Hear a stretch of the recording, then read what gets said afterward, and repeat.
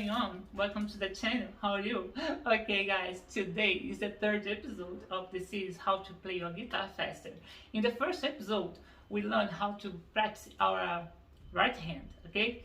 And in the second episode, we learned how to practice our left hand. And I'll leave the links down below if you haven't watched them yet, okay? But today we will learn how to practice our two hands together, okay? So stick around and let's get started. Let's go, guys. First, remember, try to keep your fingers as straight as possible on the fingerboard, okay? Don't play like this or like this, just like this, okay? And then, guys, practice this exercise in a lift, slow and fast, okay? I'll show you how. First, slow.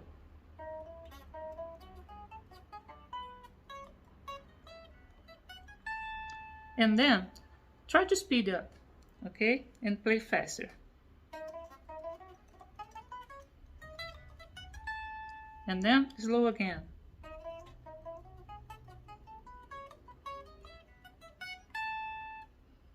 And then fast. Slow.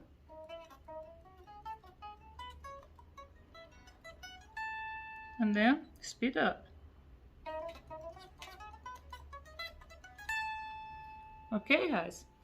Practice this at least 10 minutes a day.